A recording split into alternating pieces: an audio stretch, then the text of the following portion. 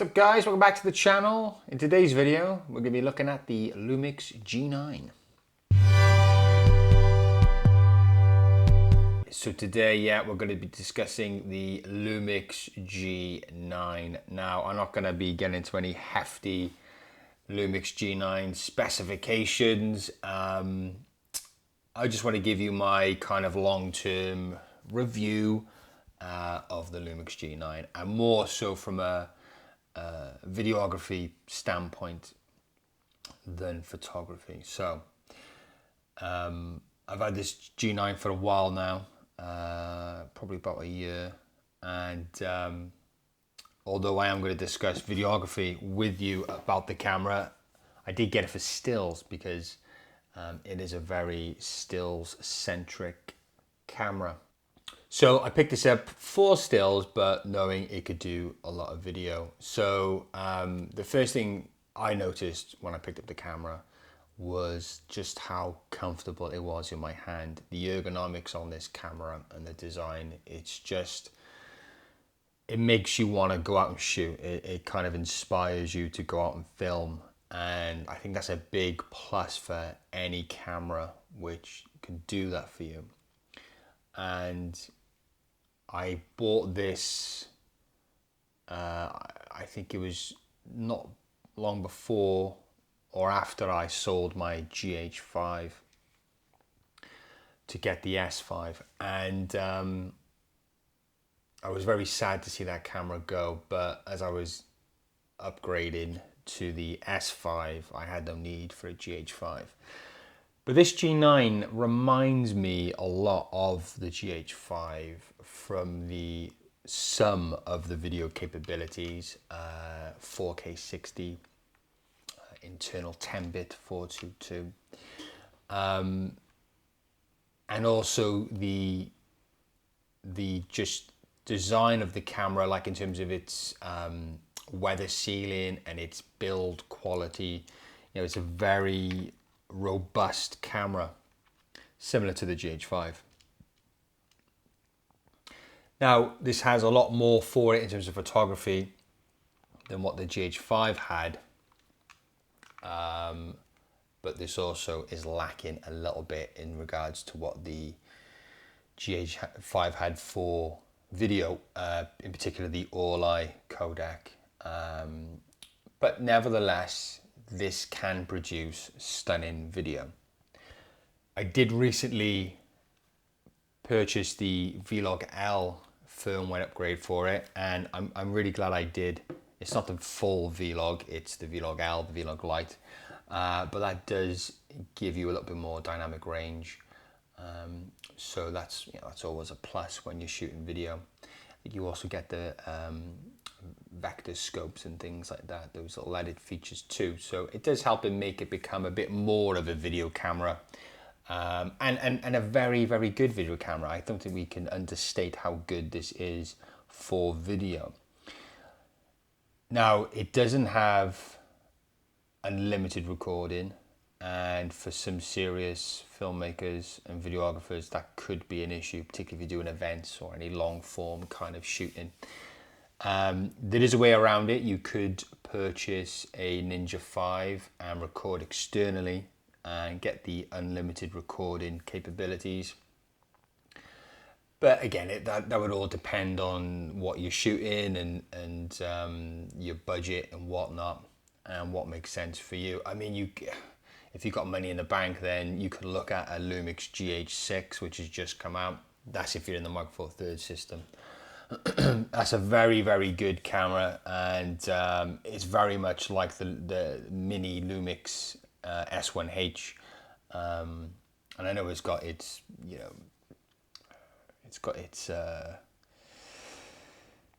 weaknesses in regards to being a Mark 4 thirds and what that kind of brings in terms of issues being a Mark 4 thirds camera. But personally, for myself, I shoot Mark 4 thirds, and there's not many situations I wouldn't use a G9. I mean, recently I shot a wedding with the Lumix G9 coupled with a S5 and a Pocket 4K, so a bit of a mixed bag. But it was fantastic. Really, really good image quality. amazing image stabilization. I think it's 6.5 stops of image stabilization, and that's dual IS as well. So you can pretty much leave the gimbal at home and just use the G9. Again, it kind of reminds me of the GH5 and the GH5's image stabilization, which was fantastic. And that's one thing you can give to Panasonic. It's amazing image stabilization. Now, within 2022, I've just touched upon a recent camera in 2022, which is the Lumix GH6. And I think it competes with a lot of cameras out there. And again, this was all down to your priorities. If your priority is definite and limited recording and 100% or near enough 100% reliable autofocus, then you might want to look elsewhere for video. But if you're not too concerned with the 30-minute record limit and you're happy to manually focus most of the time and you just need occasional continuous focus, autofocus, then I think the G9 is a fabulous choice. Coupled in with the fact that the G9 retails now for very, very cheap. If you go on my favorite website, which is MPB, and you can pick up the Lumix G9 for a very good price. Well, there we go. You can pick up one in excellent condition for £689. You could go for the good condition G9, and their good condition G9, their good conditions on MPB. When it says good condition, it is good condition. I've bought a few things in good condition and it looks like new, to be honest. And the good condition G9 goes for £624. So very affordable. And if you do compare that to what Sony's offering, for example, 4K unlimited recording, their latest cameras are close to £4,000. Now, it seems to be a thing nowadays with videographers and filmmakers, particularly on the YouTube platform, that there's a lot of value in autofocus and there's a lot of value in being able to film yourself with autofocus, and people are willing to pay premium for that. And if you really think about it, you're paying an extra £1,000 to £1,500, perhaps £2,000 for Sony cameras just for good autofocus. And I think that's a lot of money just for having good autofocus, to be honest. But each to their own. It's what's important to you and what you value, I guess. But I personally do what I do. I mean, I'm filming myself now on the S5 using the Sigma 28-70 and got this on continuous autofocus. And yeah, it's not perfect. It does kind of fade in and out, I guess, at times, but it's not that bloody bad, to be honest. I mean, and the S5, it's crazy cheap in comparison to the latest you're getting from Sony. Again, I'll have a little look on MPB, but with the Lumix S5, I mean, you can get a good version copy of the Lumix S5 for, yeah, you can get a like new S5 on MPB in the UK, this is obviously, for £1,249. £1,249. That is remarkable. That is such a good deal for that kind of camera. Full frame, 4K 60, 10-bit, unlimited recording with the S5 in 4K at 8-bit. So there is unlimited recording with the S5, but it's in 8-bit. But that's absolutely fine for most scenarios. I just think there's plenty of great options out there. And the Lumix G9, let's go back to the Lumix G9. Got off on a tangent there about cameras. The Lumix G9 is a whole lot of camera. And if you are interested in doing stills as well as video, and you're a bit of a hybrid shooter, the G9 is remarkable for stills.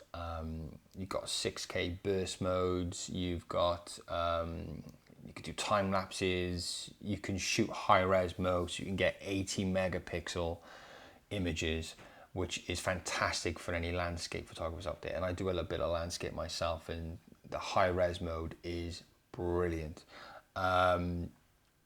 It's 20 megapixels if you're not using the high res mode, which is great. It's fantastic. Decent in high ISO in terms of images, but then there's a lot of great plugins you can get. Even within Lightroom itself, it's got a denoise kind of tool there, which can help reduce the grain in the images. But yeah, it's just a fabulous camera all rounder. And to think, about a month ago, I was considering selling it.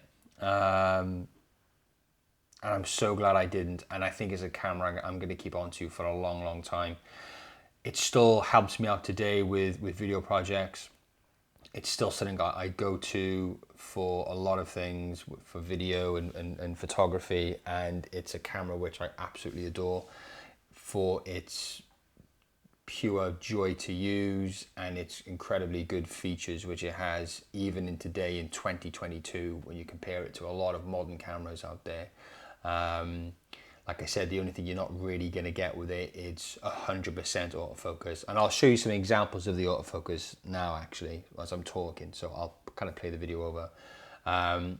You don't get 100% autofocus continuous with this, but it's good. There's been recent firmware upgrades to help improve the AF, and I think it has improved the AF.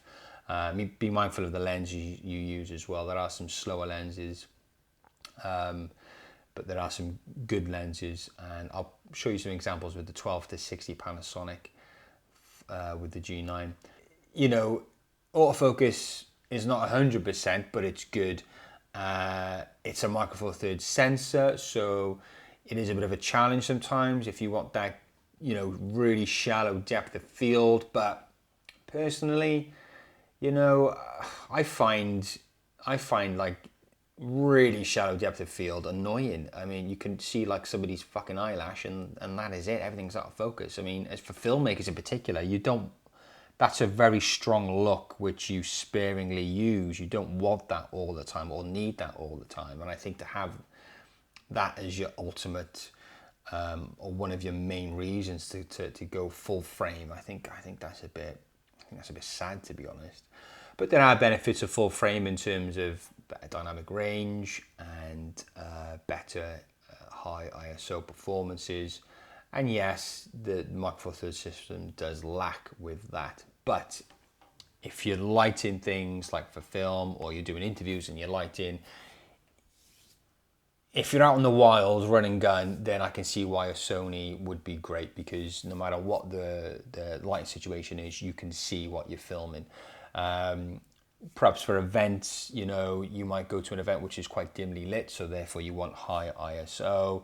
If you shoot a lot of indoor action, you perhaps would want high ISO as well, particularly for photography. So there are some reasons to want high ISO capabilities, but I think that's not for everybody. So I think you really need to think about what you want a camera for before you jump into buying a camera, and just realize that there's some very good cameras from years gone that could serve you so well in what your profession is. And I think the G9 is definitely one of those cameras. We have moved so far now with camera technology, and there's constantly cameras coming out all the time. We're just bombarded with so many new cameras coming out, and that's great and that's wonderful. And I think that if you could just not get so wrapped up in the hype of these new cameras and perhaps just look backwards, you know, what has been and gone and what's considered old now. How old is it? How bad are these cameras? And I think you'll find that technology is moved on so quick that what is regarded as old cameras are still really good cameras and definitely worth considering, because you know, you could spend a fortune on the latest and greatest cameras, but if it has all these fancy features which you don't really need, should you have spent that money? So you're better off going back, picking a system which suits you, looking at some of the older kind of cameras invest in the best glass for that system and that camera, and I don't think you can go far wrong with that. So, yeah, Lumix G9, fabulous IS, fabulous image quality, lovely video, beautiful handling. It's got all the bells and whistles. It's got a dual SD card slot. It's weather sealed, professional build quality, highly customizable camera. Again, beautiful ergonomics, very good viewfinder, very clear. The LCD screen is very nice, very high quality. Yeah, go check them out, mate, because there are loads of videos on YouTube about the G9, which go far more into detail about the G9 than I am today. But I just want to give you my thoughts on the G9, and I guess a little rant about modern cameras and where you should be looking and what looking for and blah, blah, blah, blah, blah. But yeah, hope you enjoyed the video. That's it from me, and I'll see you next time. Oh yeah, please don't forget to like and subscribe. And any comments about the G9 or cameras in general, what system are you into actually? You know, where do you spend your money? Do you own, have you recently bought older cameras? I know I have, and it makes perfect sense to do that. But yeah, just leave your thoughts in the comment section down below, and we'll see you next time. Goodbye.